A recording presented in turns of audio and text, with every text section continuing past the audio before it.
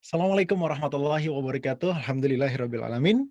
Wa bihi nasta'inu ala umuri dunya waddin. Wassalatu wassalamu ala asyrafil anbiya'i wal mursalin sayyidina Muhammadin wa ala alihi wa ashabihi wa man tabi'ahum bi ihsanin ila yaumiddin. Asyhadu an la ilaha illallah wahdahu la syarikalah wa asyhadu anna Muhammadan abduhu wa rasuluhu la nabiyya wa la rasula ba'dah. Alhamdulillah, puji syukur kehadirat Allah, Rabb semesta alam yang memberikan kita berjuta nikmat dan anugerah sehingga hari ini kita masih bisa merasakan hidup, kita masih bisa merasakan apa-apa yang telah Allah berikan dan di atas itu semua nikmat dan anugerah Islam serta iman dan juga istiqomah di jalannya. Salawat serta salam senantiasa tercurah kepada junjungan kita Nabi besar Muhammad Sallallahu Alaihi Wasallam, keluarga beliau, para sahabatnya, dan umat yang setia hingga akhir zaman. Pemirsa Khilafah Channel, dimanapun Anda berada, Alhamdulillah di kesempatan hari ini, hari Kamis 20 Agustus 2020, atau bertepatan juga dengan tanggal 1 Muharram 1442 Hijriah, kita dapat berjumpa dalam acara premier film Jejak Khilafah di Nusantara. Dan pertama-tama tentu saja kami mengucapkan permohonan maaf sebesarnya karena keterlambatan yang sudah berjalan 1 jam ini, karena tadi ada sedikit gangguan. Tapi alhamdulillah atas izin Allah ini semua dapat teratasi. Ya, saya mungkin ingin menyapa pemirsa dulu yang sudah masuk. Alhamdulillah sampai tadi pagi sudah lebih dari 250.000 peserta yang mendaftarkan diri untuk menyaksikan premier Jejak Khilafah di Nusantara ini. Dan semoga niatan kita adalah untuk senantiasa mengharapkan ridho Allah Subhanahu wa taala. Dan kalau boleh dibilang juga film ini sudah tersebar beritanya terlebih dahulu, entah itu pro kontra dan sebagainya, tapi tenang saja, premiernya baru hari ini dan tentu saja ini akan menjawab pertanyaan kita, apa sih film Jejak Khilafah di Nusantara? Apakah ini film sejarah, film dokumenter, film action mungkin?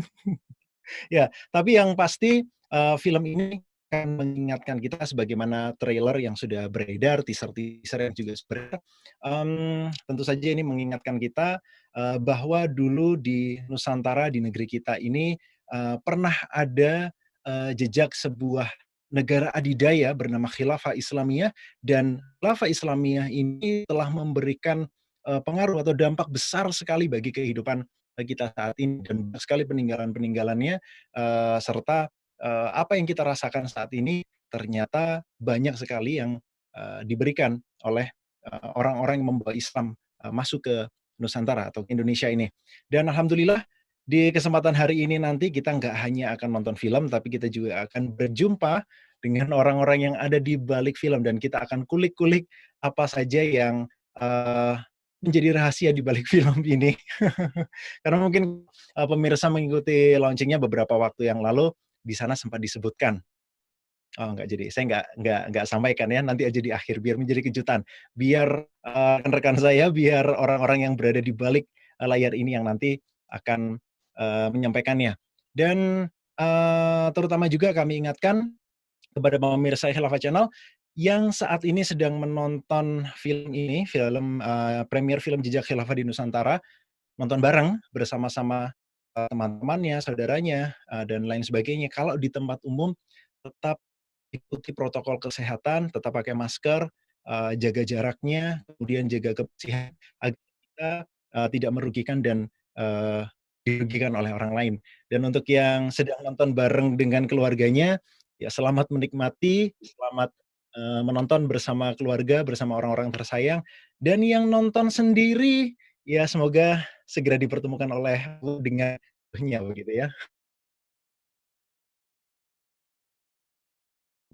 Pertemuan acara kita hari ini tidak hanya sekedar nonton film, tapi juga kita, sambil tipis-tipis begitu ya memperingati Tahun Baru Hijriah 1442 Hijriah. Dan karena ini bertepatan juga dengan tanggal, 1 Muharram 1442 Hijriah. Dan, alhamdulillah sudah hadir bersama kita tokoh-tokoh, tamu-tamu yang nanti akan menyampaikan, beberapa hal, ya kejutan lah buat kita tentunya ya.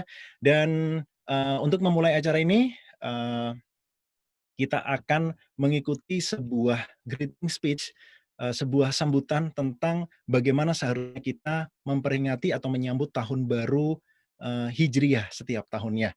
Dan telah terhubung juga bersama kita, beliau adalah Kiai Haji Rahmat S. Labib, seorang ulama yang sangat concern dengan dakwah dan juga perkembangan baik itu di Indonesia maupun secara umum di seluruh dunia tentunya.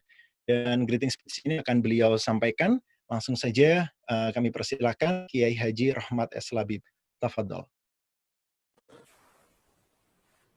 Assalamualaikum warahmatullahi wabarakatuh. Alhamdulillahilladzi arsala rasulahu bil huda wa dinil haqqi liyudhhirahu 'ala ad-dini kullih wa kafa billahi shahida. Asyhadu an la ilaha illallah wahdahu la syarika lah wa asyhadu anna Muhammadan 'abduhu wa rasuluhu la nabiyya wa la rasula ba'dah. Allahumma salli wa sallim wa barik ala sayyidina wa habibina wa maulana Muhammadin wa ala alihi wa sahbihi wa man tabi'ahum bi ihsanin ila yaumiddin. Saudara-saudara kaum muslimin yang dirahmati Allah Subhanahu wa taala, segala puji kita panjatkan kepada Allah Subhanahu wa taala. Ya Allah Subhanahu wa taala menciptakan kita, menghidupkan kita, memberikan nikmat kepada kita. Sepantasnya kita memuji kebesarannya dan bersyukur atas semua nikmatnya. Salawat dan salam semoga Allah limpahkan pada junjungan kita Rasulullah sallallahu alaihi wasallam serta keluarganya, para sahabatnya dan seluruh pengikutnya ila yaumil qiyamah. Saudara-saudara yang dirahmati Allah Subhanahu wa taala, hari ini 1 Muharram 1442 Hijriah.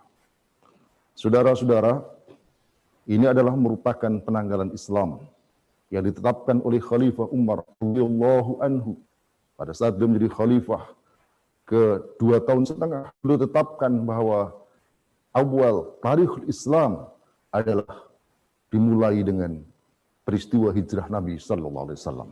Setelah beliau bermusyawarah dengan para sahabat, akhirnya sepakatlah mereka bahwa tahun pertama umat Islam dimulai pada peristiwa hijrah.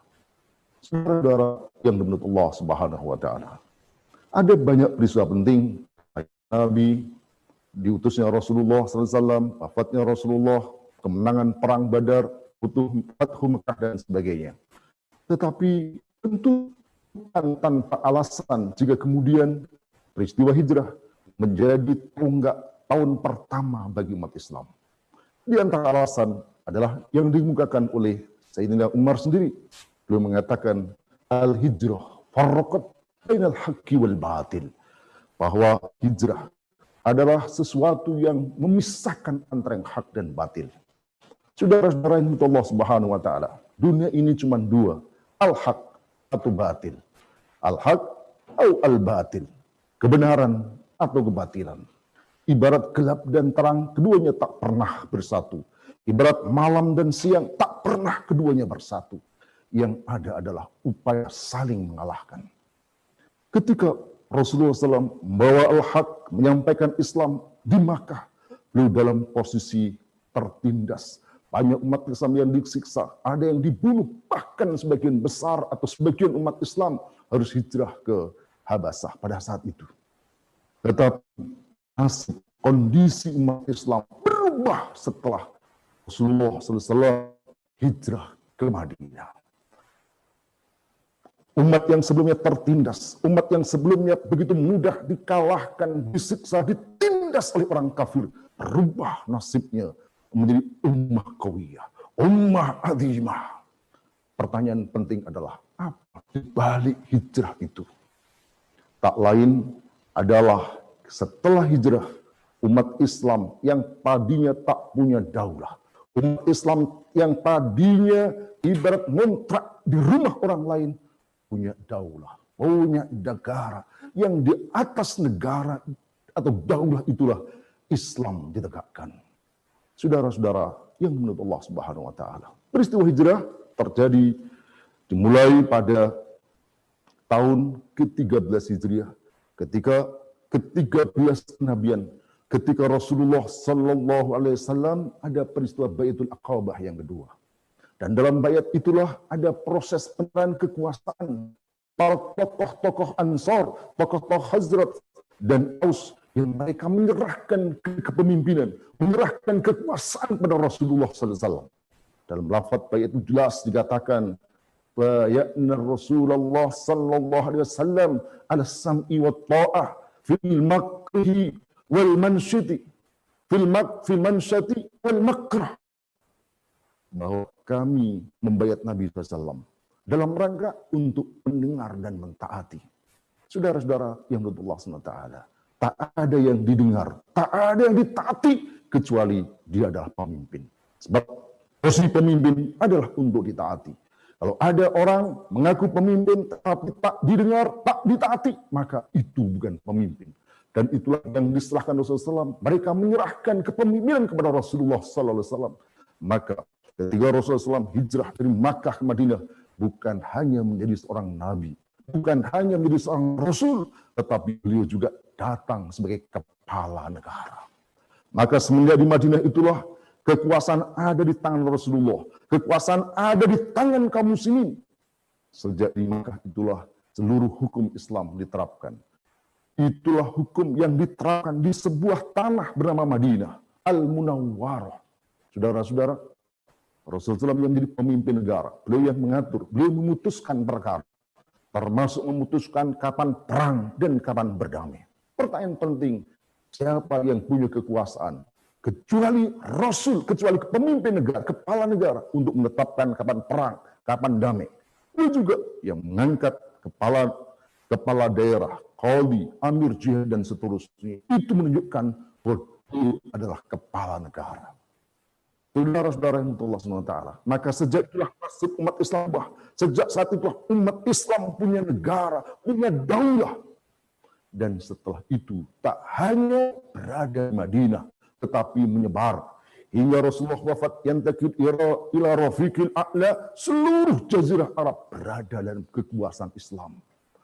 Dan ketika Rasulullah SAW wafat itu, maka beliau meninggalkan bukan hanya ajaran, bukan hanya ulama, tetapi beliau meninggalkan sebuah negara yang punya wilayah, yang punya rakyat, yang punya kedaulatan. Dan sejak itu pula langsung kepemimpinan diambil oleh kaum muslimin. Mereka menyerahkan kuasaannya kepada Sayyidina Abu Bakar untuk menjadi khalifah pertama. Itulah lunas, itulah negara khilafah, negara warisan Rasulullah sallallahu alaihi wasallam. Terus menyebar sampai kemudian pada masa Sayyidina Umar, beliau menjadi khalifah. Beliau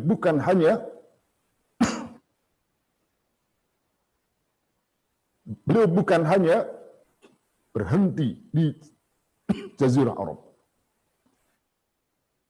Mesir ditaklukkan, Syam ditaklukkan, bahkan Persia pun ditaklukkan.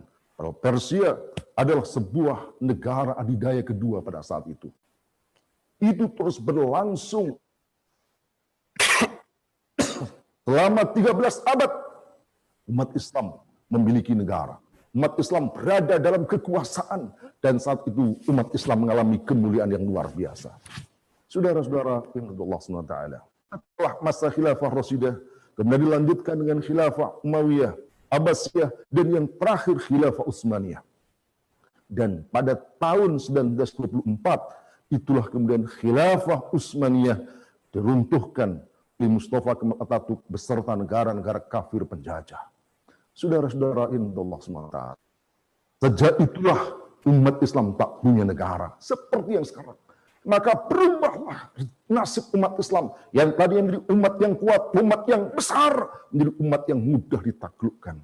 Maka jika ingin kita kembali kepada kemuliaan Islam, kita kembali umat Islam menjadi umat yang besar, ummah qadimah, ummah qawiyah, ummah karimah, maka tak ada pilihan lain kecuali mengembalikan khilafah seperti sebelumnya. Takbir! Allahu Akbar. Saudara-saudara yang betul Allah SWT, ini yang dikatakan oleh Sayyidina Umar. Beliau mengatakan, kunna ummatan adimah, kunna ummatan adillah, fa'azanallahu bil Islam. Aradnal izzah bi ghairil Islam adallana Allah. Dulu kita adalah umat yang hina, lalu Allah muliakan kita dengan Islam. Maka barang siapa, maka jika kita menginginkan kemuliaan bukan selain Islam, maka kehinaan yang akan terjadi.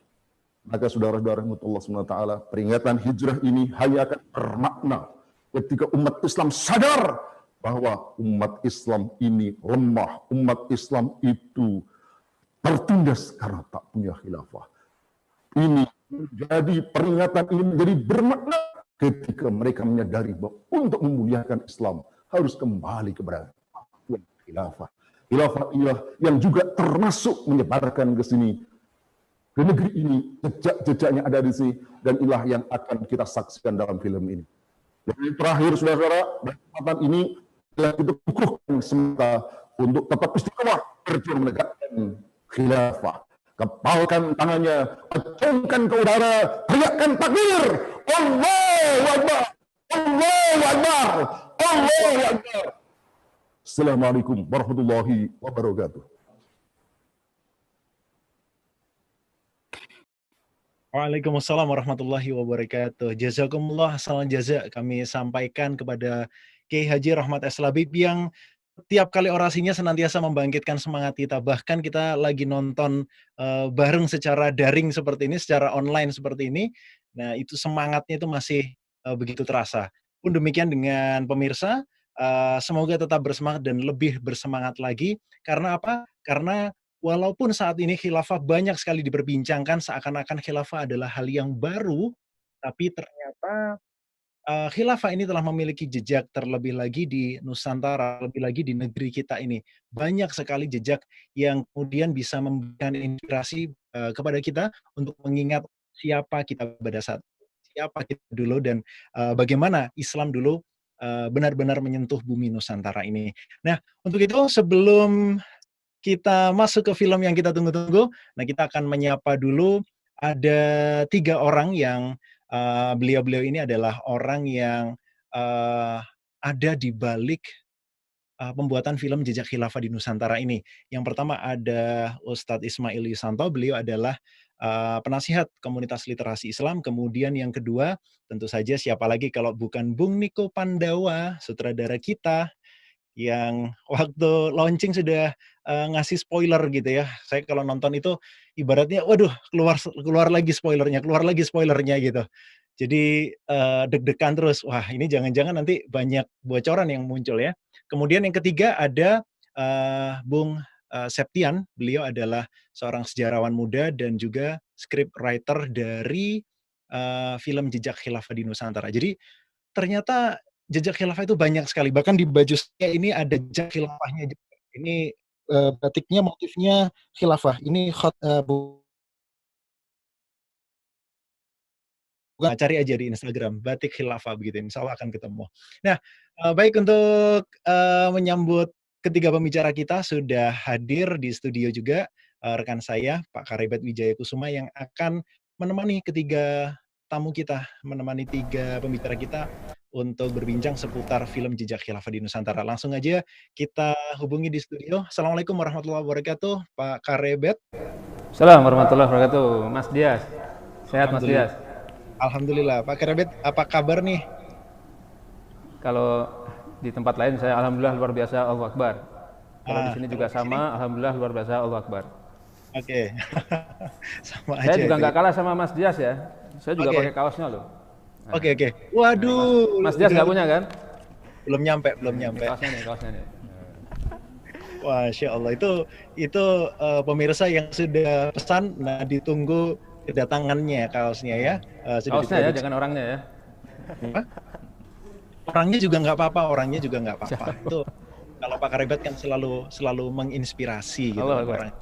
Iya. Nah, ini silakan langsung saja saya serahkan kepada Pak Karebet untuk mengajak tamu kita untuk ngobrol. Langsung aja Pak Karebet, silakan. Baik. Terima kasih Mas Dias atas pengantarnya. Assalamualaikum warahmatullahi wabarakatuh. Waalaikumsalam warahmatullahi wabarakatuh. Ya, alhamdulillah pemirsa yang berbahagia dimanapun berada, kita sudah dijumpakan oleh Allah atas izin dan pertolongan Allah untuk menonton sebuah film yang fenomenal, film yang insya Allah akan disebut-sebut sebagai film pertama di dunia yang bicara tentang topik seperti ini secara lengkap. Dan biasanya saya pakai pantun, tapi hari ini pantun saya dilarang, jadi saya buat pantun yang lain. Nah, ini mohon izin ya. Ada bunga Wijaya Kusuma namanya, ada jejak khilafah di Nusantara. Agak nggak nyambung, nggak apa-apa lah kita sambungkan. Baik, kita ngobrol-ngobrol dengan 3 tokoh di samping kiri saya ya. Tadi sudah disebut namanya. Selamat datang Ustadz Ismail. Semoga selalu sehat, penuh berkah. Kemudian Bung mana dulu nih ya? Tengah dulu apa pinggir dulu nih? Bung Niko dulu lah, Bung Niko. Selamat datang Bung Niko. Alhamdulillah. Kayaknya tambah semangat daripada yang dulu. Oh iya lah, siap. Karena pakai batik sekarang. Mau kondangan. Oh, mau kondangan. Kondangan di sebelah sana ya. Iya. Biasa kan. Oke, Bung Septian. Selamat datang Bung Septian. Sehat ya. Alhamdulillah. Semoga Allah memelihara mereka bertiga dan kita semua karena kita sedang berada dalam jalur bagaimana mendakwakan Islam yang sesungguhnya. Pemirsa yang berbahagia, saya akan mulai saja pertama-tama ke Ustadz Ismail yang paling dekat dengan saya. Ustadz kan penasehat KLI ya, Komunitas Literasi Islam ya, organisasi di balik film ini. Yang pertama sebenarnya bagaimana Islam memandang sejarah, Ustadz?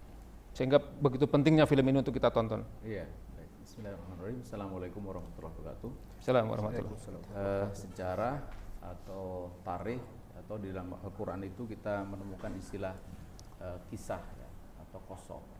Ya. Itu penting untuk kita pelajari karena di dalamnya itu ada ibroh. Ibroh ya. Al-Quran itu disebut qad kana fi qasasihim ibrotun liulil albab. Ya, sungguh di dalam kisah-kisah mereka itu ada ibroh bagi ulil albab, orang yang berpikir. Ibroh itu apa? Ibroh itu pelajaran. Ibroh itu ada lesson, ya, ada hikmah di balik itu. Dan bagaimana ibroh itu didapat tentu sangat tergantung bagaimana sejarah itu atau kisah itu diceritakan, diungkapkan atau ditulis. Ya, kalau sekarang mungkin difilmkan. Artinya jika sejarah itu ditulis dengan benar, maka ibroh yang akan didapat juga akan benar. Sebaliknya, jika ditulis secara salah, maka ibroh yang didapat juga akan salah. Nah, disinilah Al-Quran itu dari awal sudah mengatakan bahwa dia itu adalah makana haditha yuftaro. Dia itu bukanlah perkataan yang dibuat-buat. Artinya kalau itu kita membaca dalam Al-Quran itu ada kisah, maka itu kisah yang benar, gitu. Kisah yang valid. Karena itu maka ibrohnya juga benar, ibrohnya juga valid. Gitu. Itu kisah di dalam Al-Quran. Kita baca banyak sekali di sana kan. Yeah, yeah. Nah, kemudian bagaimana dengan sejarah di luar kisah yang ada di dalam Al-Quran? Nah, ini yang menjadi problem, gitu. Karena orang mengatakan sejarah itu second hand reality, realitas tangan kedua, yang sangat tergantung kepada siapa yang menuturkan sejarah itu, siapa yang menuliskan, siapa yang merumuskan. Yeah. Dan itu acap tidak bisa dilepaskan dari latar belakang perumus itu, penulis itu. Latar belakang macam-macam, khususnya latar belakang politik. Gitu. Yeah. Nah, disitulah maka kemudian kita memperhatikan ada yang sering saya sebut pengaburan dan penguburan sejarah. Yeah. Jadi penting bagi kita untuk menggali kebenaran. Jadi, kalau para arkeolog itu ada istilah digging up the past, yaitu karena masa lalu itu kunci bagi kita memahami masa depan. Itu. Maka kita bukan hanya digging up the past, tapi juga digging up the truth. Jadi harus menggali kebenaran. Karena jika kebenaran sejarah itu bisa diungkap, kita bisa mendapatkan ibroh yang benar tadi. Gitu. Nah, saya kira film ini dibuat di dalam kerangka itu. Gitu. Dan problem sejarah itu memang sangat banyak ya, seperti yang tadi saya sebut, penguburan dan pengaburan sejarah. Karena itulah maka kita harus bisa memunculkan satu sejarah yang benar. Gitu. Oke, luar biasa. Dalam sekali ada istilah penguburan, ada pengaburan. Kalau pengaburan masih ada, kalau penguburan sama sekali sudah tidak ada. Yeah. Dan film tentang jejak khilafah ini memang sesuatu yang harus dibangkitkan. Yeah. Jangan sampai dikaburkan apalagi dikuburkan. Terima kasih Ustadz. Tapi ada satu lagi Ustadz, saya ingin bertanya lagi terpancing dari jawaban Ustadz tadi. Kalau begitu urgensinya mengkaji sejarah dalam topik ini yang nanti akan ditonton oleh pemirsa itu diarahnya kemana? Iya, Kita menyadari bahwa sejarah itu dia bukanlah maudiul hukum, maudiul tafkir. Dia bukanlah sumber hukum dan sumber pemikiran. Kita sebagai seorang muslim itu sumber pemikiran kita itu Al-Quran dan Sunnah ya. Kalau hukum syara'nya itu ya ijma' qiyas. Sejarah itu sebagai apa namanya, dia bukan sebagai sumber pemikiran gitu, tetapi dia maudiul tafkir, dia bukan masdarul hukmin dan masdarul tafkir, tapi sebagai maudiul tafkir gitu. Jadi saya keliru. Jadi sejarah itu bukanlah sebagai masdarul hukum dan masdarul tafkir, tetapi sebagai maudiul tafkir, sebagai objek pemikiran. Nah, sebagai objek pemikiran atau sebagai objek kajian, maka ini dia menjadi pelengkap atau menjadi pendukung dari apa yang kita pahami dari ajaran. Nah, dalam konteks ini kita tahu bahwa khilafah itu adalah bagian dari ajaran Islam. Nah, menjadi pertanyaan, kalau dia ajaran, bagaimana implementasinya atau bagaimana prakteknya? Dikatakan bahwa dia sudah pernah dipraktekkan sekian lamanya, 14 abad. Ya, 14 abad itu. Sampai di mana? Sudah menjelajah ke berbagai belahan dunia. Apakah sampai ke Nusantara? Nah, ketika apakah sampai di Nusantara, maka ini sudah menjadi maudiul tafkir, sebagai objek dari kajian. Untuk apa? Untuk memperkuat pemahaman kita mengenai ajaran itu, bahwa ajaran ini bukanlah ajaran yang bersifat khayali, bukan ajaran yang bersifat sesuatu yang tidak bisa diimplementasikan atau diterapkan, tapi dia bisa diterapkan, bahkan sudah pernah sekian lamanya itu. Nah, jadi kedudukan di situ. Jadi fungsinya adalah memperkuat itu, memperkuat dia menjadi bukti, sekalipun jikalau umpamanya pun tidak ada jejak khilafah di Nusantara, bukan berarti khilafah itu tidak penting atau tidak wajib gitu. Karena soal penting dan wajib, dan apalagi wajibnya itu bukan berdasarkan ada tidaknya di dalam sejarah gitu, tetapi itu kembali kepada sumber dalil. Status hukum tidak berubah, tapi adanya bukti sejarah itu memotivasi kita untuk melaksanakan. Gitu. Dan itu menguatkan kita bahwa ternyata memang itu pernah ada gitu. Apalagi kemudian adanya itu tidak jauh dari kita, ada di sini gitu, di negeri ini. Ya, itu menghiasi masa lalu mbah-mbah kita atau nenek moyang kita. Jangan-jangan kita juga keturunan dari mereka. Mungkin saja. Ini harus dicek. Tapi nantilah pengecekannya, terlalu lama. Baik, terima kasih Ustaz Ismail. Saya akan lanjut ke yang muda lagi ya, ini Bung Septian. Ini mohon maaf, ini tidak di skenario ya, semua pakai kacamata. Jadi susah, biasanya saya akan yang pakai kacamata, ternyata semua pakai kacamata. Bung Septian, Bung Septian ini saya tahu sejarawan muda ya, backgroundnya sudah S2 ya, skripsi, tesis dan sebagainya. Ternyata semuanya bicara tentang khilafah Nusantara. Sebagai sejarawan muda juga tadi disebut sebagai script writer, ternyata juga beliau script consultant dan humas di KDN ya. Pertanyaan saya, apa latar belakangnya membuat film ini? Bukankah sudah ada film-film sebelumnya, misalnya ada Wali Songo, kita pernah nonton dulu. Assalamualaikum warahmatullahi wabarakatuh. Assalamualaikum. Ya, latar belakang kami untuk membuat film ini adalah sebetulnya untuk menjawab tantangan zaman. Kita melihat dewasa ini kan khilafah ini menjadi pembicaraan, obrolan dari masyarakat Indonesia bahkan dunia. Sekali riset luar itu mengatakan khilafah ini menjadi satu topik yang paling panas di dunia diobrolkan. Saya selaku sejarawan, selaku yang memiliki riwayat pendidikan di ilmu sejarah, juga aktif untuk melakukan riset-riset mengenai khilafah sejak kuliah dan ketika di KLI, merasa terketuk untuk bisa menghadirkan tentang riwayat atau kisah tentang khilafah ini di tengah-tengah masyarakat Indonesia. Kenapa harus JKDN? Kenapa harus JKDN? Kita ingin menampilkan dengan format yang lebih menarik, yaitu dengan film. Dan menurut kami belum ada sebelumnya film-film yang bisa menjelaskan tentang kisah hubungan antara khilafah dengan Nusantara. Banyak film-film yang lain yang belum sampai menjelaskan tentang hubungan atau relasi antara kekhilafan Islam di Timur Tengah dengan masyarakat Muslim atau rakyat di Nusantara, Indonesia dan sekitarnya. Jadi saya sebut film Wali Songo misalnya? Ya itu belum greget lah, Belum greget ya. belum greget ya untuk menjelaskan tentang hal itu. Kalau mendengarkan uraiannya Bung Septian, saya jadi merasa sebagai sejarawan ini adalah tugas sejarahnya. Iya, fardu kifayah gitu. Oh, okay. Tugas sejarah dari sejarawan. Iya, tugasnya. Baik. Tapi masalahnya di luar sana, sebelum film ini ditayangkan, itu ada suara-suara sumbanglah. Nah, itu salah satunya yang Iya.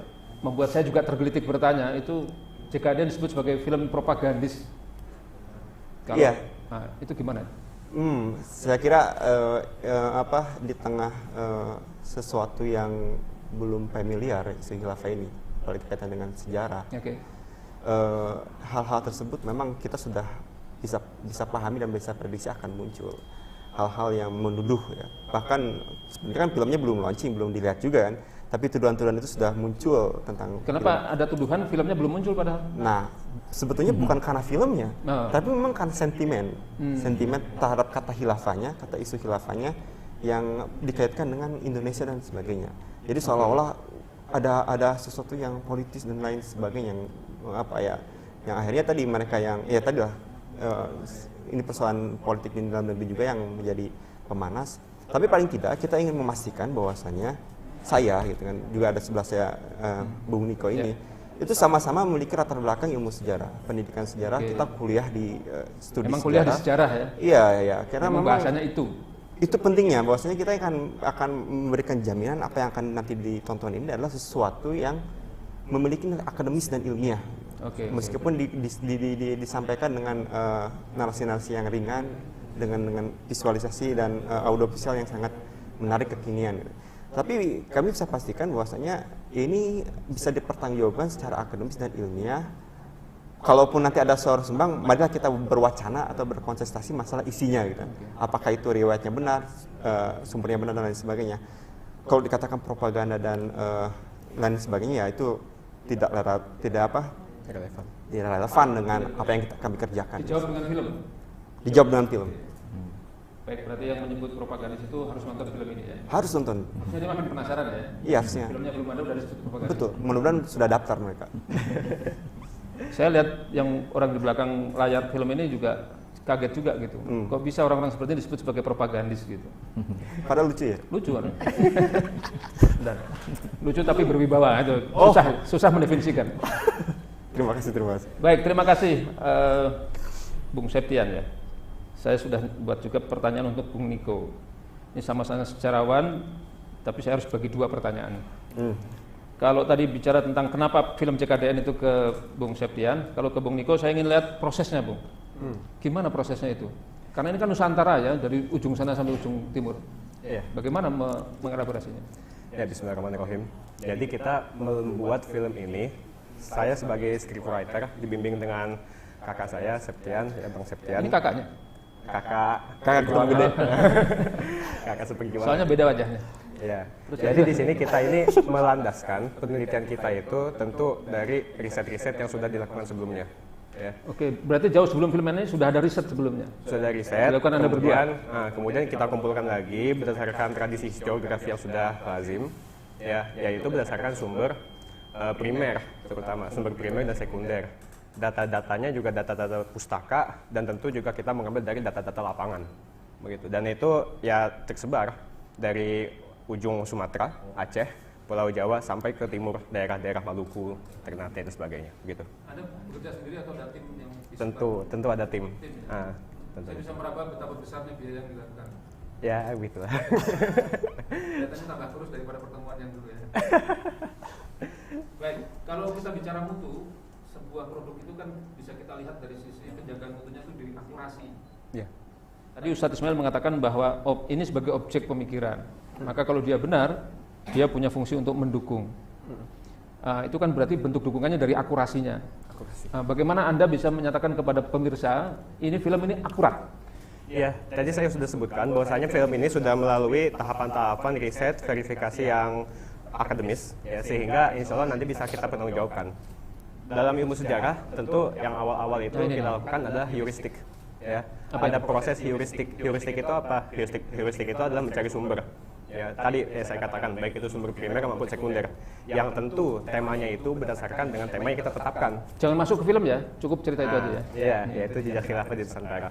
Ya, kita sebenarnya ruangnya itu harusnya se-Asia Tenggara, karena kaum muslimin di Asia Tenggara ini itu bukan hanya sebatas Indonesia, tapi juga ada Nusantara itu Malaysia, meliputi Asia Tenggara.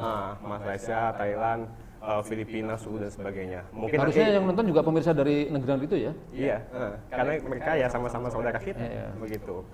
Nah, dan itu merupakan proses yang awal, yaitu proses heuristik mencari data. Heuristik. Kemudian setelah itu kita melakukan verifikasi. Dari data-data yang kita kumpulkan, kita melakukan kritik, ya, baik itu kritik internal maupun kritik eksternal. Ya, kritik ke barang-barang yang kita dapatkan selama penelitian kita.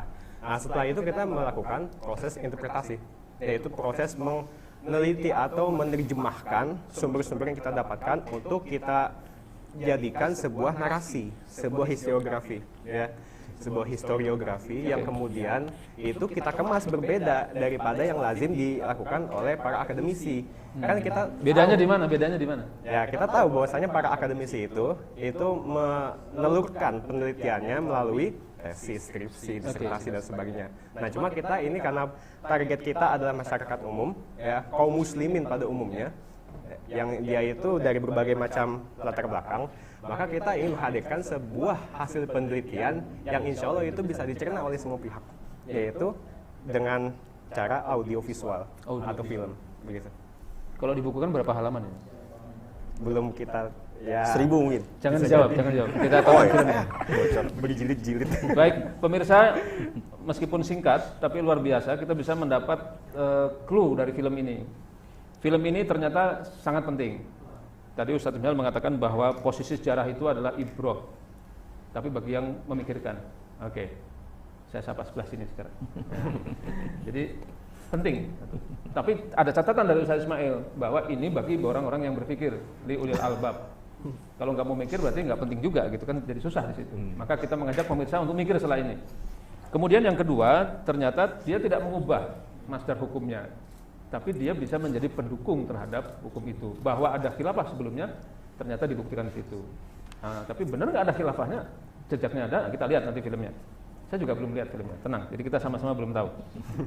Kemudian yang ketiga, yang saya tertarik itu adalah filosofinya, karena mereka adalah orang-orang yang berkecimpung di juga sejarah, bahkan program studinya juga sejarah, belajarnya juga sejarah, dan ini saya menyebutnya tugas sejarah. Masa sejarawan nggak buat sejarahnya sendiri kan juga aneh gitu loh. Masa diserahkan kepada yang lain, yang bukan ahlinya. Jadi ini sudah sangat tepat. Nah, dan kemarin tadi saya kunci dengan pertanyaan yang paling akhir, bagaimana menjaga akurasi dari film ini. Nah, ternyata tadi sudah dapat jawabannya. Jadi kalau begitu, ini bagi orang yang berpikir, ini sangat penting.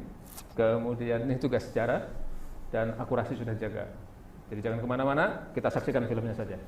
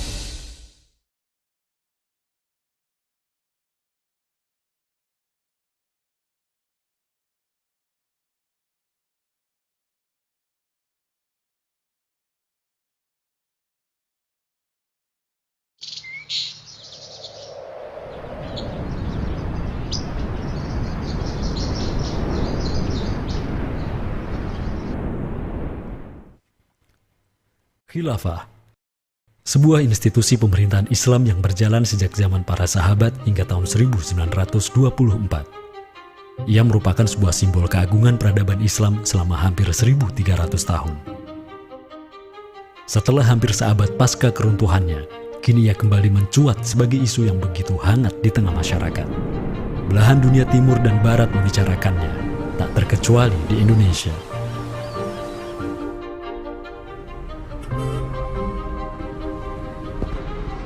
perdebatan tentang khilafah tak terhindarkan.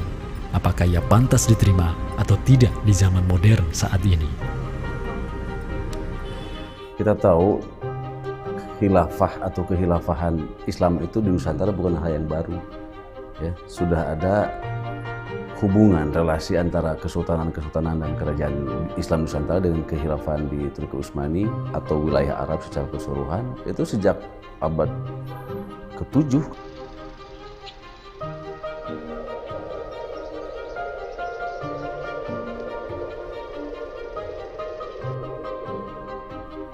Sejarah khilafah yang panjang di pentas dunia telah memainkan debutnya di Nusantara. Islam yang diemban para punggawanya telah menjadikan Nusantara jaya dan menjadi sumber utama perlawanan terhadap para penjajah. Inilah kisah tentang Nusantara dan jalinannya dengan sang negara adidaya. Inilah kisah tentang khilafah yang menjadikan rakyat Nusantara sebagai satu umat dengan Muslim sedunia. Inilah kisah tentang jejak khilafah di Nusantara.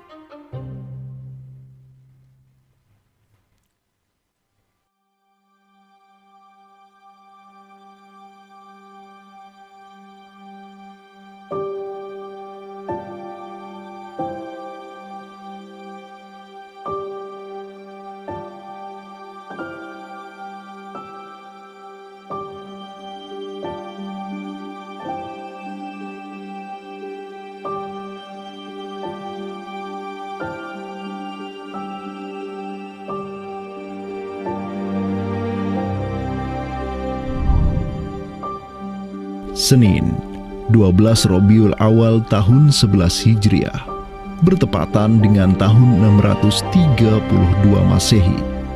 Seluruh langit dunia dirundung mendung. Semua orang di Madinah menundukkan wajahnya, kosong pandangan seraya bercucuran air mata. Di pagi itu, kabar duka menyeruak ke seluruh negeri. Rasulullah Sallallahu Alaihi Wasallam wafat. Pada saat Rasulullah SAW wafat, Abu Bakar itu berkhutbah. Abu Bakar mengatakan begini, Ya ayyuhan nas, inna Muhammadan qad mata. Wala budda lihadatin man yakumu bihi. Kata Abu Bakar begitu. Wahai manusia, sesungguhnya Muhammad sudah wafat. Dan urusan agama ini harus ada yang mengurusnya. Setelah Abu Bakar menyampaikan demikian, para sahabat pun segera bersepakat untuk mencari dan memilih Khalifatur Rasulillah, seorang pengganti Nabi, untuk menjaga agama dan menjalankan urusan dunia. Mereka bahkan lebih menyegerakan urusan ini ketimbang menyegerakan pemakaman jasad Rasulullah SAW yang mulia, menandakan bahwa urusan kepemimpinan untuk kaum muslimin pasca wafatnya Nabi merupakan perkara yang amat mendesak. Karena itu Sayyidina Umar juga mengatakan, La islama illa bil jamaah, wala jama'atan illa bil imarah, wala imaratan illa bit ta'ah. Umar juga memahami sebagaimana yang dipahami oleh Abu Bakar. Islam ini tidak akan kuat kecuali dengan adanya jamaah, dengan adanya persatuan. Dan tidak mungkin umat ini bisa bersatu kecuali dengan adanya imarah, adanya khilafah, adanya kepemimpinan. Dan tidak mungkin adanya imarah kecuali dengan adanya ketaatan. Jadi para sahabat itu paham itu. Kemudian para sahabat itu juga menjalankan apa yang diperintahkan Nabi dalam hadis yang lain. Apa kata Rasulullah? Alaikum bisunnati. Kalian harus pegang teguh sunnahku. Wa sunnatil khulafa'ir rasyidin al-mahdiyyin min ba'di. Dan sunnah para khalifah rasyidin al-mahdiyyin min ba'di, mendapatkan petunjuk setelahku. Kemudian Nabi mengatakan, addu alaiha bin nawajidi. Kalian harus gigit sunnah itu dengan menggunakan gigi geram dan jangan dilepaskan. Sunnah yang ditinggalkan oleh para khulafa rasyidin itu apa? Pertanyaannya begitu. Jawabannya tidak lain adalah khilafah itu, sistem khilafah itu. Maka di Saqifah Bani Sa'idah bersepakatlah kaum muslimin untuk memilih Abu Bakar sebagai khalifah pertama untuk mengatur negara mereka yang disebut sebagai Khilafah Islamiyah. Negara Khilafah di bawah kepemimpinan Abu Bakar dan khalifah-khalifah setelahnya, Umar bin Khattab, Utsman bin Affan, dan Ali bin Abi Thalib cepat sekali berkembang. Mereka memperluas wilayah khilafah hingga mendobrak dua negara adidaya saat itu, Kekaisaran Persia dan Imperium Romawi. Semua aktivitas ekspansi tersebut merupakan realisasi kebijakan politik luar negeri khilafah Islamiyah, dakwah, dan jihad. Sementara di Timur Tengah sedang terjadi revolusi tauhid yang luar biasa dengan munculnya negara adidaya baru yang bernama Khilafah Islamiyah. Jauh di sebelah timur, terbentang sehamparan kepulauan yang teramat luas wilayahnya. Masing-masing pulau ini begitu hijau hutannya, mata air mengalir dengan begitu derasnya, disertai kekayaan alam yang melimpah ruah jumlahnya, baik di bawah maupun di atas tanah, baik sebelum maupun selepas pantai. Negeri itu dikenal sebagai Nusantara. Diapit oleh dua benua dan dua samudra, amatlah strategis posisi wilayah Nusantara, menjadikan ia sebagai pelabuhan dagang yang ramai, tempat bertemunya bangsa-bangsa dunia. Kala itu, belumlah penduduk di Nusantara mengenal Islam, sementara kehidupan mereka sedang diselimuti oleh kegelapan. Namun, tatkala Islam sedang membara di Timur Tengah, tentu sampailah pengaruhnya ke Nusantara.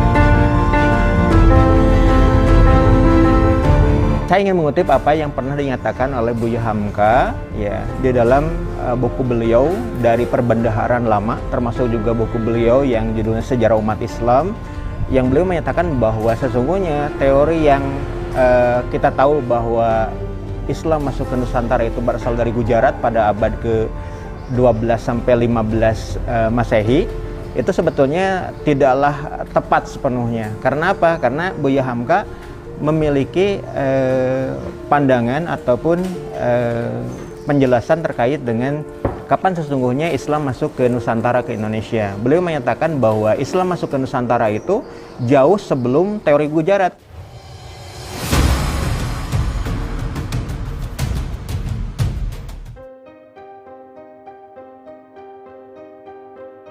Di bawah pemerintahan Khulafaur Rasyidin yang wilayahnya membentang dari Afrika Utara sampai Persia, perdagangan kaum muslimin berkembang pesat dengan dikuasainya pelabuhan-pelabuhan strategis di Samudra Hindia. Hubungan diplomatik dan komersial pun terjalin dengan sejumlah kerajaan dari India sampai Cina. Sui Tangshu, sebuah kronik kuno dari dinasti Tang di Cina mencatat, telah datang serombongan utusan khilafah ke hadapan penguasa Cina di tahun 651 Masehi, di mana tahun tersebut merupakan masa Khalifah Utsman bin Affan. Hubungan khilafah dengan dunia timur terus berlanjut sampai di mana khilafah beralih ke pemimpinannya di bawah otoritas Bani Umayyah.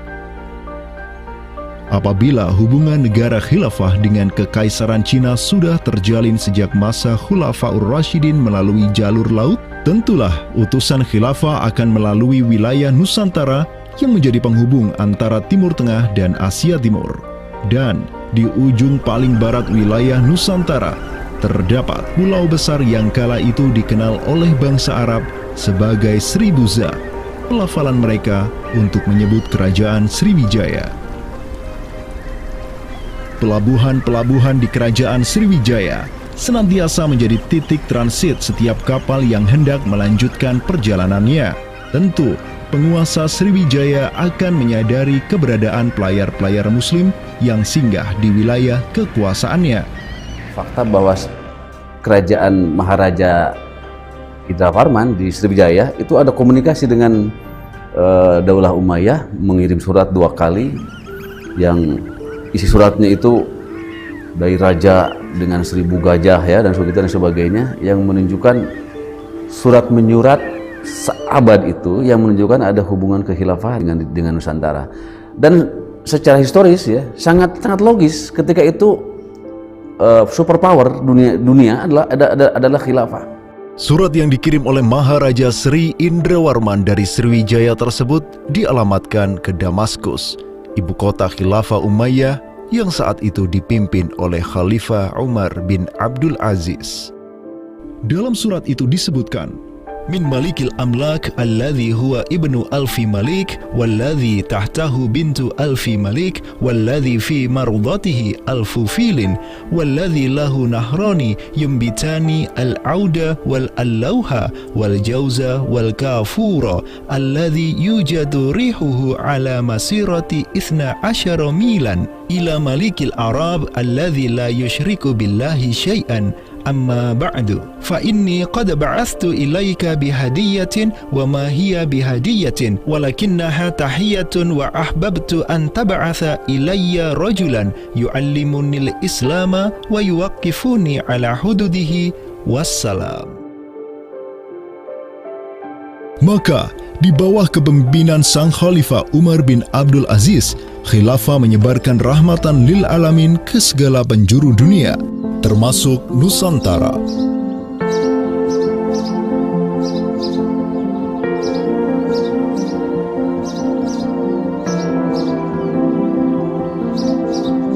Seperti sekarang Amerika atau Eropa kan, ada hubungan dengan semua negara karena dominasi politik, ekonomi mereka, budaya dan sebagainya. Saat itu penguasa dunia atau superpower adalah dunia Islam, institusi politiknya khilafah, maka sangat logis kalau ada relasi dengan berbagai semua negara.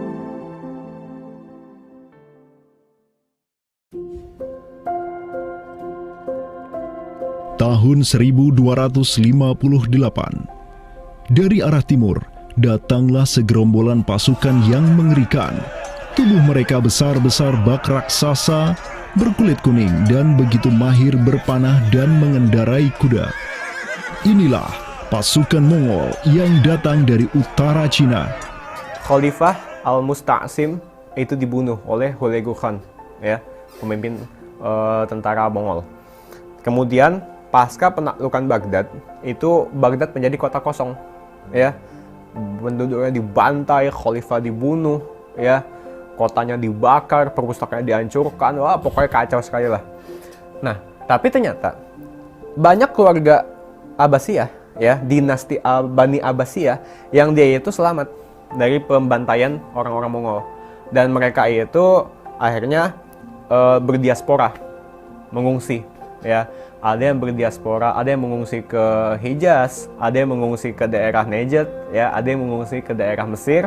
Ada satu keturunan Abbasiyah, Bani Abbasiyah, yang dia itu mengungsi sampai ke Aceh, gitu. Di mana Aceh itu dulu, ya, negara yang berkuasa di sana adalah Samudra Pasai.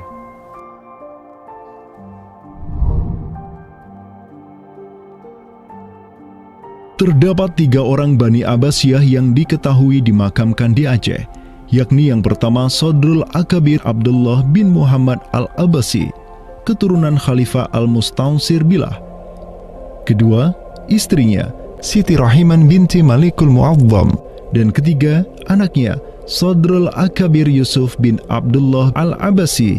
Mereka bertiga dimakamkan di kompleks yang sama. Yang paling monumental, yang paling besar di sini kita lihat adalah seorang tokoh yang memiliki predikat As-Sadr Al-Kabir ataupun pengawal para pembesar yang derajatnya mungkin setingkat dengan Perdana Menteri. Beliau bernama Abdullah bin Muhammad bin Abdul Qadir bin Abdul Aziz bin Al-Mansur Abi Ja'far Al-Abbasi, yang mana genetika beliau yang daripada Al-Mansur ini sendiri, yang merupakan kakek buyut daripada Abdullah ini, adalah seorang khalifah dari Bani Abbasiyah. Bani Abbas ini yang terkubur di Aceh, ya, Lok Sumawe ini, ayahnya ini, ya, Muhammad bin Abdul Qadir, ternyata dia itu dicatat oleh Ibnu Battuta. Ya, dicatat oleh Ibnu Battuta dalam rihlahnya kitab Tuhfatun Nazar, ya. Nah, dia itu ayahnya Abdullah bin Muhammad Sodrul Akabir yang di Pasai itu menjadi gubernur, ya, menjadi gubernur di mana? Di daerah India, gitu. Dicatat oleh Ibnu Battuta, gitu, ya. Dan Ibnu Battuta mencatat sultan-sultan di India itu begitu hormat, ya, begitu taat, dan mereka itu memuliakan keturunan Khalifah Abbasiyah ini, ya, keturunan Khalifah Al-Mustansir billah, begitu. Nah, ini mengindikasikan bahwasanya apa? Sultan-sultan India itu begitu memuliakan, dan mereka itu dalam satu riwayat lain juga membaiat Khalifah Abbasiyah yang ada di Mesir. Sementara sultan-sultan di India, ya, kesultanan Islam di India itu punya hubungan erat dengan Samudra Pasai, begitu. Nah, di sini kita bisa menduga kuat bahwasanya Samudra Pasai itu juga berbaiat kepada Khalifah Abbasiyah. Samudra Pasai pada masa itu berbaiat kepada dinasti sebelum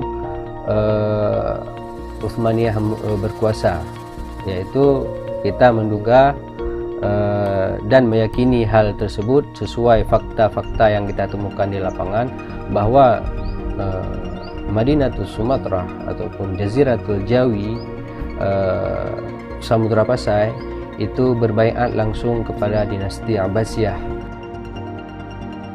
Sultan Zainal Abidin bin Ahmad bin Malikus Zahir bin Malikus Saleh, penguasa Pasai di masa Sadrul Akabir Abdullah Al-Abbasi hidup, menyatakan baiatnya kepada Khalifah Al-Mutawakkil 'ala Allah di Kairo di awal abad ke-15.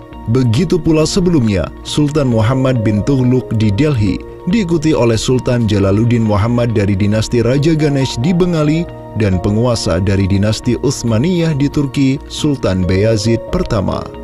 Seluruh sultan di dunia Islam menyatakan baiatnya kepada Khilafah Abbasiyah semenjak gelombang badai Mongol berhasil dihentikan oleh pahlawan-pahlawan Mamluk.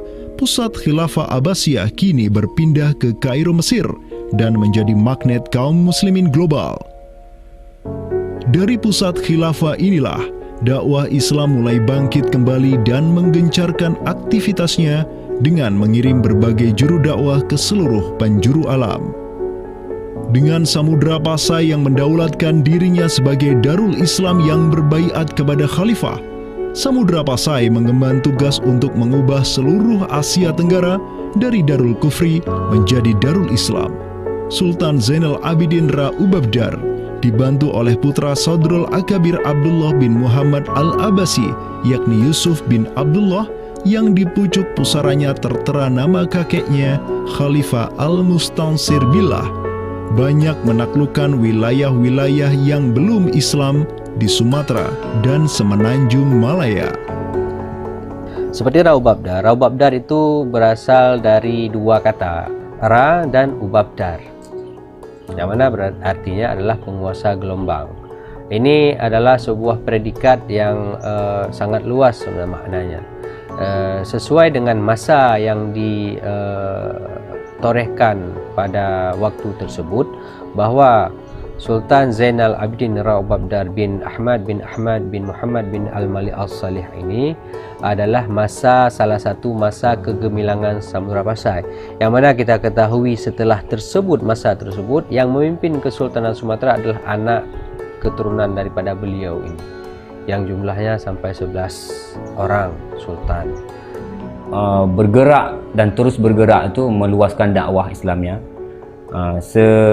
sampai ke pulau-pulau. Itu masa Zainal Abidin Ra Ubabdar, terutama penakluk gelombang yang dijuluki beliau itu melebarkan sayap itu sampai ke seluruh Asia Tenggara. Digelarilah Sultan Zainal Abidin Pasai dengan sebutan Ra Ubabdar, bahasa Persia untuk gelar sang penakluk gelombang, karena dengan arungan pasukannya yang luar biasa di atas gelombang laut Nusantara, ia membuka banyak sekali wilayah, seperti Malaka misalnya, di mana di sanalah Sultan Zainal Abidin Ra Ubabdar menempatkan putranya Sultan Mansur sebagai penguasa Darul Islam Malaka. Kesultanan Samudra Pasai banyak pula mengirimkan juru dakwahnya untuk meminta penguasa-penguasa Nusantara lain agar menerima Islam. Salah satu juru dakwah tersebut dikirim ke Jawa Timur, pusat pemerintahan rezim yang mendominasi wilayah Nusantara saat itu, Kerajaan Majapahit.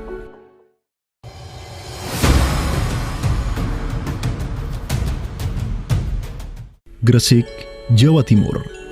Di kota yang hanya berjarak 60 km dari Trowulan, ibu kota kerajaan Majapahit, terbaring jasad mulia di atas pusara marmer yang begitu indah.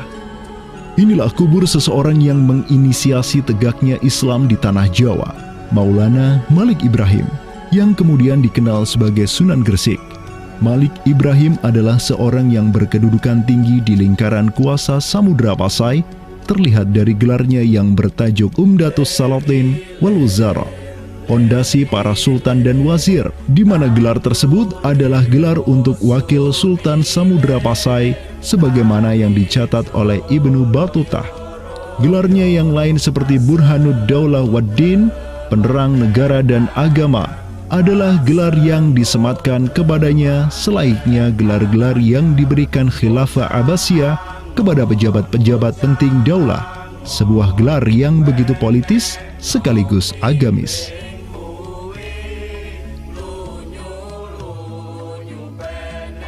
Maulana Malik Ibrahim dikirim oleh Pasai untuk mendakwahkan Islam kepada rakyat dan para penguasa Majapahit. Banyak orang-orang dari kesultanan ini, Kesultanan Samudra Pasai, yang itu berbaiat langsung ke khalifah, itu mengirim orang-orang atau orang-orang Pasai itu banyak bermigrasi ke daerah-daerah lain di Nusantara. Misalkan ya, kalau kita perhatikan makam tertua ya, salah satu makam tertua di Jawa yang sekarang terletak di Gresik, siapa orangnya ya? Pemilik makam ini itu adalah Maulana Malik Ibrahim. Maulana Malik Ibrahim ya, kalau kita perhatikan makamnya yang di Gresik itu sama persis gayanya dengan apa? Dengan makam-makam yang ada di Pasai, begitu. Nah, ini merupakan bukti bahwasanya Sunan Gresik itu pernah ada di Pasai, ya, dan dia itu ya tahu sendiri lah, ya, bahwasanya Maulana Malik Ibrahim yang kemudian dikenal juga sebagai Sunan Gresik itu merupakan salah satu dari Wali Songo. Bersama kakek, paman, keponakan, cucu cicit dan murid-murid pilihannya yang kemudian disebut Wali Songo, Maulana Malik Ibrahim berdakwah di Jawa dan menyebarkan Islam di kalangan penduduknya.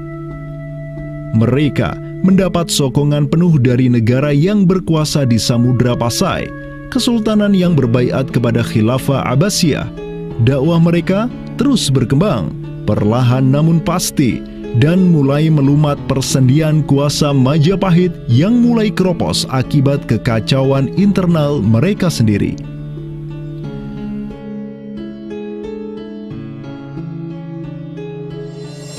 Para Wali Songo juga dihormati karena sebagian besar dari mereka menyandang status sebagai keturunan Nabi melalui jalur Husain bin Abi Thalib yang terus turun-temurun kepada Muhammad Sahib Marbal, turun lagi ke Alawi sampai ke Imam Jamaluddin Al-Husaini yang dikenal juga sebagai Syekh Maulana Jumadil Kubra, yang dari dialah para Wali Songo lahir sebagai anak-anaknya.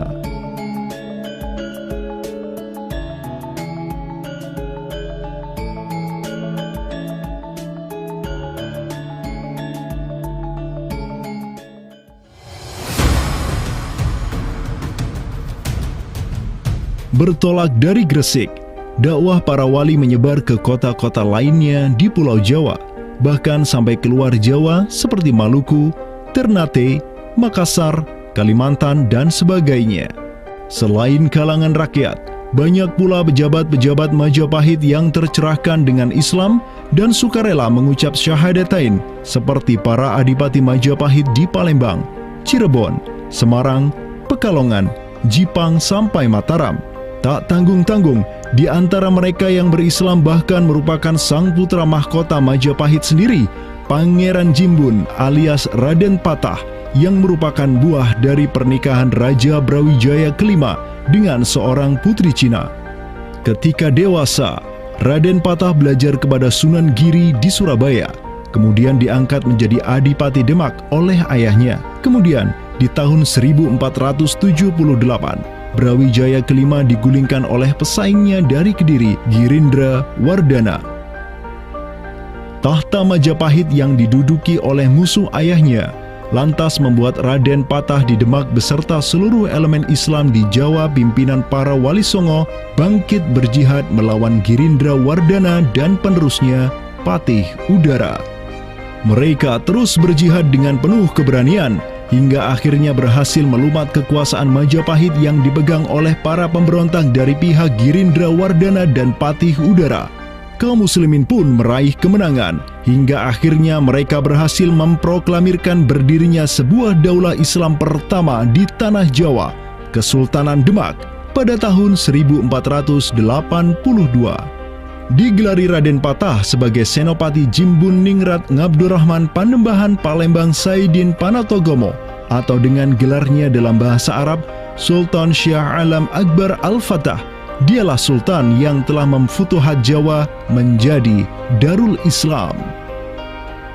Dengan berdirinya Demak sebagai daulah Islam pertama yang berdaulat di tanah Jawa, bertambahlah kuat bargaining politik Islam di kawasan Nusantara bersama-sama dengan Kesultanan Samudra Pasai di Sumatera, Kesultanan Malaka di Semenanjung Malaya, Kesultanan Brunei di Borneo, Kesultanan Sulu di Filipina, begitu pula Sultan pertama di Ternate, Sultan Zainal Abidin yang pernah menimba ilmu ke Jawa di bawah bimbingan Sunan Giri. Dalam rentang abad yang bersamaan, kemenangan daulah Islam di kawasan Nusantara juga diiringi dengan penaklukan Konstantinopel, ibu kota Romawi Timur, oleh salah seorang sultan dari Bani Uthmaniyah, Muhammad Al-Fatih. Penaklukan Konstantinopel sekaligus menandakan tamatnya riwayat Imperium Romawi Timur untuk selama-lamanya. Penaklukan Konstantinopel pada tahun 1453 oleh Muhammad Al-Fatih, sang Sultanur Rum, merupakan realisasi dari janji yang telah terucap ratusan tahun sebelumnya oleh lisan mulia sang Sayyidul Mustafa, Rasulullah Muhammad Sallallahu Alaihi Wasallam. Sungguh, Konstantinopel akan benar-benar ditaklukkan. Sebaik-baik pemimpin adalah pemimpin yang berhasil menaklukkan Konstantinopel, dan sebaik-baik pasukan adalah pasukan yang menyertainya. Dengan dikdayanya kuasa Islam di tanah Rum, menjadikan para penguasa Uthmaniyah mempunyai citra istimewa di kalangan rakyat Nusantara.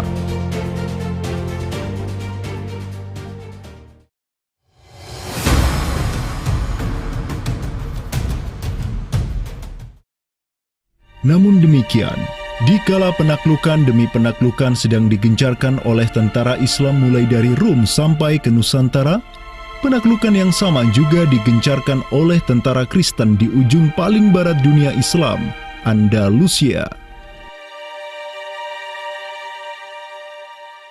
Berbeda dengan penaklukan yang kaum muslimin lakukan di mana penduduk asli suatu tempat diberi toleransi yang luar biasa atas agama dan properti mereka, tentara Kristen Portugis dan Spanyol menaklukkan wilayah Islam di Andalusia yang saat itu sudah terpecah menjadi Reyes de Taifas atau Mulukhut Tawaif atau kerajaan-kerajaan yang saling tercerai-berai.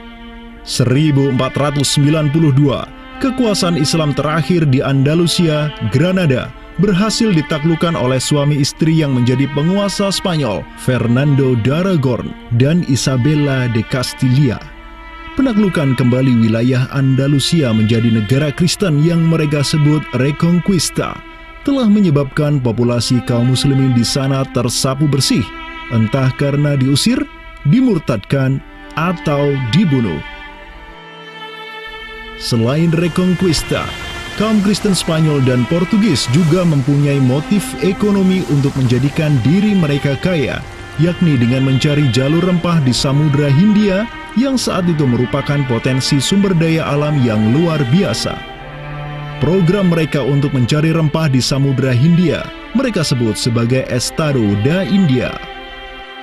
Kita sering dengar dengan istilah 3G gitu kan, Glory, Gospel, dan Gold gitu kan. Jadi ya mereka ingin ekspansi, mereka ingin menyebarkan misi agama mereka, dan mereka juga ingin mencari gold. Goldnya sini adalah justru adalah rempah gitu kan. Begitulah betapa berharganya rempah pada saat itu, sampai 1 gram pala dihargai dengan 2 gram emas gitu kan. Paus Alexander ke-6, pemimpin kaum Kristen saat itu, begitu mendukung hasrat Portugis dan Spanyol untuk menjelajah dunia dan menyebarkan Kristen. Maka, berangkatlah gelombang penjelajah Portugis yang disertai pasukan dan senjata untuk menaklukkan dunia Islam di Samudra Hindia. Di bawah pimpinan Alfonso de Albuquerque, armada Portugis berhasil menaklukkan Goa di India pada tahun 1510. Dan setahun kemudian berhasil sampai ke Malaka, merebut pelabuhan strategis itu dari Sultan Mahmud Syah yang memerintah tempat tersebut. Dengan bercokolnya Portugis di Nusantara, dimulailah babak baru sejarah Islam di kawasan ini.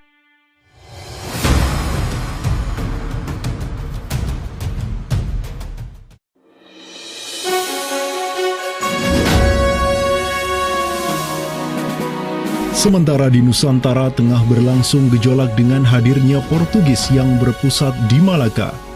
Cucu dari Sultan Muhammad Al-Fatih dari Bani Uthmaniyah, yakni Sultan Selim pertama, berhasil meluaskan pengaruh dan kekuasaannya di dunia Arab. Pada tahun 1517, beliau berhasil merebut Suriah, Mesir, dan Hijaz dari kepenguasaan kaum Mamluk. Khalifah Al-Mutawakkil 'alallah ketiga dari Bani Abbasiyah beserta Syarif di Makkah kini menyerahkan kepemimpinan umat Islam sedunia dan pelayanan dua kota suci kepada Sultan Salim pertama, penguasa Uthmaniyah yang bukanlah mereka berdarah Arab.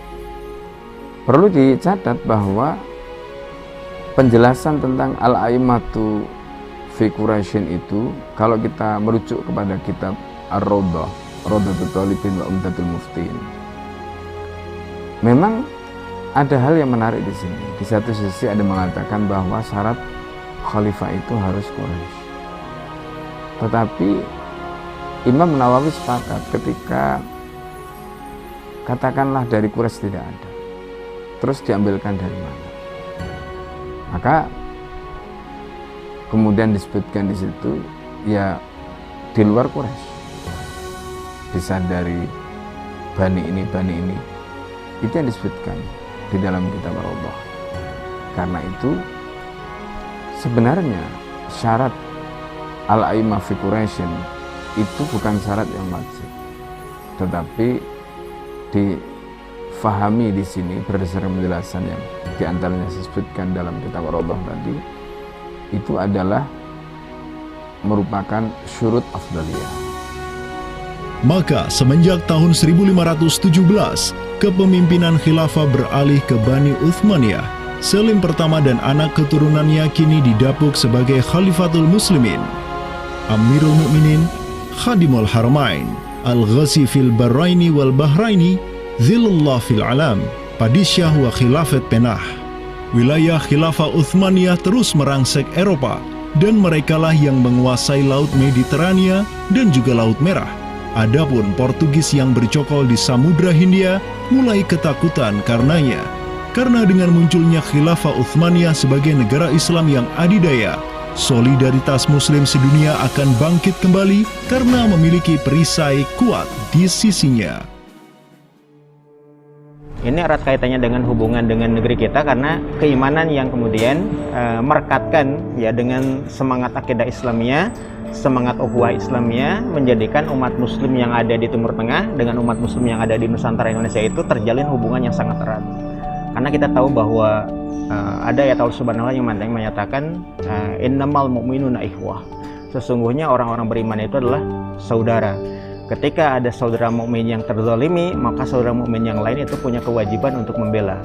Demikian pula ketika muslimin Nusantara itu terzalimi dengan adanya penjajahan, dengan adanya imperialisme yang dilangsungkan oleh orang-orang kafir penjajah, baik itu oleh Portugis, Spanyol, Inggris, Perancis ataupun Belanda ya. Maka kemudian Muslim yang ada di Timur Tengah yang pada waktu itu masih memiliki kepemimpinan yang tunggal untuk seluruh dunia yaitu khalifah, itu juga turut ya memperhatikan, turut mendukung, turut memperjuangkan pembebasan ataupun kemerdekaan bagi bangsa Muslim Nusantara. Kenapa? Ini semangat jihad di antara kaum Muslim yang dihubungkan dengan semangat keimanan atau akidah Islamiyah tadi. Kenapa? Yang namanya mukmin itu adalah kal jasadil wahid, ya, satu tubuh. Ketika bagian tubuh yang lain itu teraniaya, maka tubuh yang lain pun punya kewajiban untuk membelanya ataupun juga ikut merasakan penderitaan yang dialami oleh bagian tubuh kaum muslim yang lain.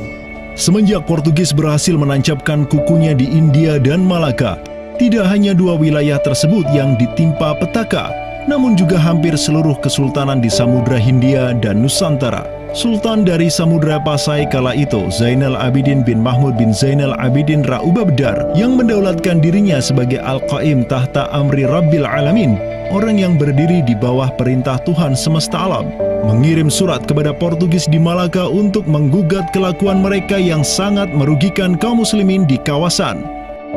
Namun apalah daya, Sultan Zainal Abidin yang ini kemudian dikenal sebagai penguasa terakhir Pasai, karena setelah ia wafat pada tahun 1517, bala tentara Portugis datang ke Pasai dan menaklukkan Kesultanan Islam pertama di Nusantara itu dengan penuh tipu daya. Tak hanya Pasai yang berhasil ditiadakan, Portugis juga mampu menahan serangan pasukan Islam dari Demak sampai Sultannya Patiunus bin Raden Patah syahid di Lumat Muntahan Meriam Portugis pada tahun 1521. Dengan diplomasinya yang jelas, Portugis juga menjalin kerjasama dengan kerajaan Pajajaran di Jawa Barat pada tahun 1522. 2 tahun berikutnya, kota Blambangan, Panarukan, dan Kediri yang masih menjadi basis kekuatan Hindu di Jawa menawarkan kerjasama dengan Portugis. Maka, Portugis banyak sekali mendapat aliansi sesama kafir yang berada di berbagai wilayah di Nusantara untuk bersatu padu menghantam kekuatan politik Islam yang baru tumbuh di Pulau Jawa. Bahkan di Maluku pun Portugis berhasil menancapkan kuasanya semenjak tahun 1536. Berkaca pada kelakuan Portugis yang memerangi umat Islam di Samudra Hindia dan Nusantara, Sultan Sulaiman Al-Qanuni, sang Khalifah Uthmaniyah yang berkuasa sejak tahun 1520, menyatakan peperangan terbuka kepada penguasa Portugis yang berkedudukan di Lisbon, Dom Sebastião. Telah dilaporkan kepada saya bahwa jamaah haji dan para pedagang muslim yang datang dari India melalui laut telah dianiaya. Jika engkau masih membangkang, maka dengan bantuan Allah yang Maha Agung, kami akan melakukan segala yang diperlukan untuk memulihkan ketertiban di negeri-negeri itu, dan tiada guna lagi bagi engkau untuk memprotesnya.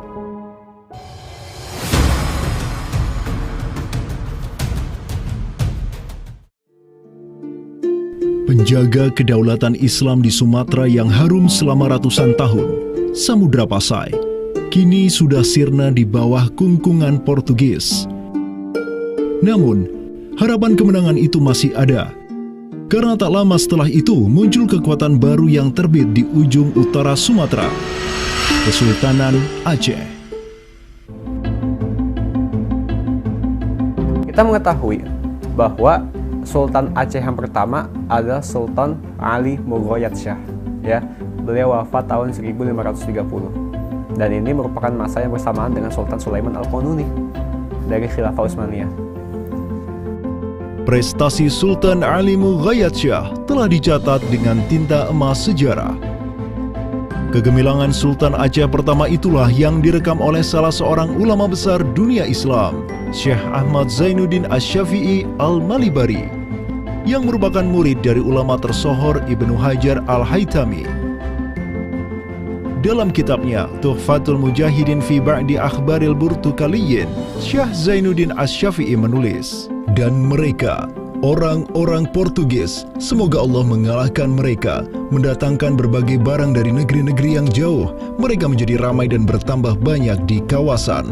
Para penguasa berbagai pelabuhan menuruti kehendak mereka sehingga mereka sepenuhnya menguasai pelabuhan-pelabuhan tersebut. Pelayaran hanya dapat dilakukan dengan jaminan keamanan dari mereka. Perdagangan dan kapal-kapal mereka bertambah banyak, dan sebaliknya, perdagangan muslimin di luar kapal-kapal dan benteng-benteng yang mereka bangun makin merosot. Tiada seorang pun yang dapat merebut kota-kota pelabuhan itu selain Sultan yang mujahid, Ali